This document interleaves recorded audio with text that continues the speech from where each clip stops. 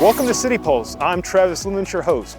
This is the last episode of 2023, so let's get straight to the parade that keeps giving every year.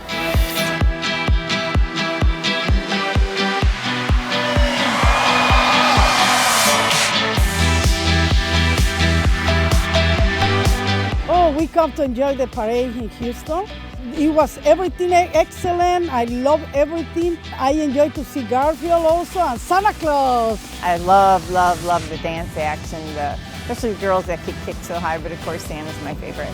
I like the dancers and the big Ninja Turtle. Oh, and I like the drum. So we were behind the HEB, and I've never seen so many people so excited to see a grocery basket. And we all have so much to be thankful for. Therefore I, Sylvester Turner, hereby proudly proclaim this day as Rudy Johnson's Day in the city of Houston. Come out, bring your families out, enjoy. There's so much going on. You have schools out here, you have kids performing, you have all the float-ins. It's something to bring the family together. I think it brings more people, they can meet each other. We get to come outside as a community, enjoy our time. You can look forward to some of your favorite characters being in the parade. To show community, camaraderie, enjoy the city. To show our love for Houston. You love Houston? So just coming out and celebrating and just experiencing it, the environment, the people, the laughs, the good times. It's just a wonderful feeling. It's worth it. It's a great time. And the city, it was so fun. There was a flying pig and a flying alligator. Being around the whole city of Houston, it kind of, shows that we're all together. We have so much to be thankful for. Happy Thanksgiving, everyone. Happy Thanksgiving. Our next story involves a resident of Houston's 5th Ward. She was a great debater at TSU and a politician of high regard. That she is Barbara Jordan. A new monument at Post Houston is sure to leave a lasting impression to tourists and residents alike.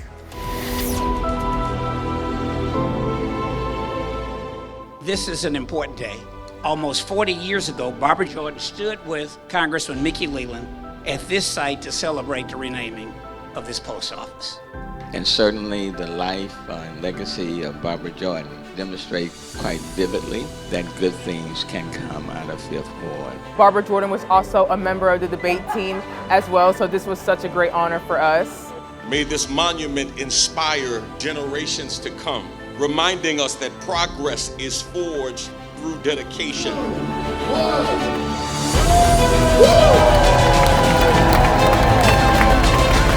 The inspiration behind the work was to put a lot of different elements that are compiled over the course of Barbara's life, her achievements. But what I was really seeking to do is find a point that could immortalize her for our city. As soon as it was unveiled, I was like, this represents Barbara Jordan, her strength, but also her impassioned voice. I just loved it. This monument will be a reminder to them that it doesn't come easy, it doesn't come without hard work, it doesn't come without sacrifice, but you stand anyway, because that's what Barbara Jordan did. From every side that you view the work, it changes. So it's a transformative work because that's what I think Barbara Jordan also represents. We stand on the shoulders of Barbara Jordan. She was a force to be reckoned with. Thank you for the statue, but thank you, God, for the life of Barbara Jordan. From a great leader to future leaders, our partners at Spectrum Fusion met the new Mayor's Youth Council to find out the issues they're passionate about moving forward. Hi, we're here at City Hall and I'm with LaShawna Brown, the program manager for the Mayor's Youth Council. The Mayor's Youth Council are the elite of the elite. They are your youth voice for the city of Houston. I am the Mayor's Youth Council District K representative. As the chair of the Mental Health Committee, one of my major goals is making sure that we're doing youth outreach in our communities and discussing and destigmatizing mental health in and around the city of Houston. I am one of the council aides. I'm here to represent kids with disabilities, especially invisible ones like ADHD and averse to processing disorders. I'm the secretary of the Mayor's Youth Council, and I am a member of the Mental Health Committee. And what are you hoping to accomplish over the course of the year? I particularly want to address the issue of mental health in youth communities, especially high schools. I am a part of the Environmental Justice Committee and the Civic Engagement Committee. What we do, we just make projects based on our communities, give ideas. I am the District A representative on the Mayor's Youth Council, and I'm also part of the Civic Engagement Committee. I'm meant to communicate with the District A representative of Houston and coordinate projects and civic engagement initiatives through the Civic Engagement Committee. I'm in 9th grade. I am a part of the Voter Education Committee, and I'm also the secretary for the Civic Engagement Committee. I take notes during our meeting. I plan to find where we're going to hold our events. And what are your plans for the rest of the year? Giving awareness that the NYC is here and we're ready to help the community. In my role, I'm here to lead the council and plan to become more civically engaged, advocate for the voiceless, and really bring awareness to issues that affect youth and all of our citizens across our city. I'm excited to see my young people, and I'm excited for us to work so that we can achieve the goals for the city of Houston. When City Post returns, Houston's biggest airport continues to grow, and we make a Dynamo Dash to help Santa. Stay tuned for more. Did you know that 1 in 3 women and 1 in 4 men have experienced some form of domestic violence? Here's the deal. Domestic violence can affect anyone. It doesn't care about age, gender, or background. It can be physical or emotional, and it's not something anyone should have to endure. We get it. Speaking up can be tough. Victims often feel embarrassed or afraid to report it. But guess what? You're not alone, and there are people ready to listen and help. So, if you've ever felt trapped, hurt, verbally abused, or threatened, we want you to know it is not okay. Domestic violence is against the law, and there's no shame in seeking support. Speak up, share your story, and let's put an end to domestic violence. You've got a whole community here ready to stand by you. HPD and our community, together against domestic violence. Welcome back. Houston's Bush Intercontinental is getting a first-class upgrade. United Airlines is investing $2.6 billion in transforming Terminal B. Projects like this is why we say everything is bigger in Texas.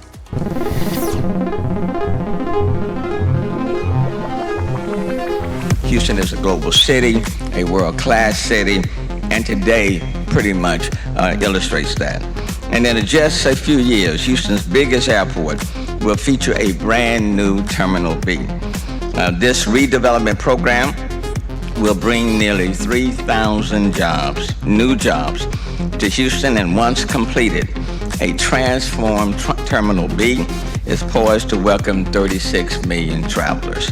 The bigger and more modern domestic terminal will amplify Houston's reputation as a premier destination and cultivate even more opportunities for future economic development, just in time for the World Cup. As mayor of Houston, I've stayed steadfast in my pursuit to make our world more inclusive and accessible.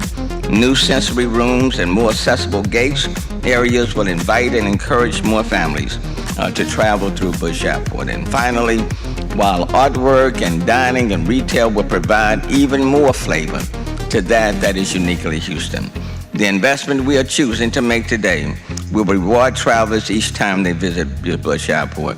We have something that we say in the city of Houston: you either go big or you go home. Today we are choosing, with your help in United, to go big. That's Houston. If permitting has to speed up, we will help to get it done. Recently, Vice President Kamala Harris visited Houston and took part in a Congressional Hispanic Caucus event. HTV's ShaVonne Herndon has more. United States of America's Vice President Kamala Harris graced the stage at Hardy Senior Center in Houston's North Side for the On the Road series to inform Hispanic voters of progress being made by the Biden administration. Mayor Sylvester Turner was there to welcome her. And in our Vice President, we have a fighter, we have an advocate, and a good friend. And we are honored to have her to the best city in the entire United States, H-Town. Mayor Turner thanked the Biden-Harris administration and Congress for providing Houston with funding from the American Rescue Plan and bipartisan infrastructure law. Because of federal funding, Houston avoided massive budget shortfalls and continued funding public safety programs. Houston was awarded almost $38 million for the reconstruction of Navigation and Commerce Street intersections. Houston was awarded $21 million for Telephone Road through a raised federal grant to reconstruct roads and drainage, provide better crosswalks for pedestrian safety, and improve accessibility to and from public transportation. The mayor launched One Safe Houston, a $53 million comprehensive community response initiative aimed at combating crime and investing in mental health crisis with appropriate care.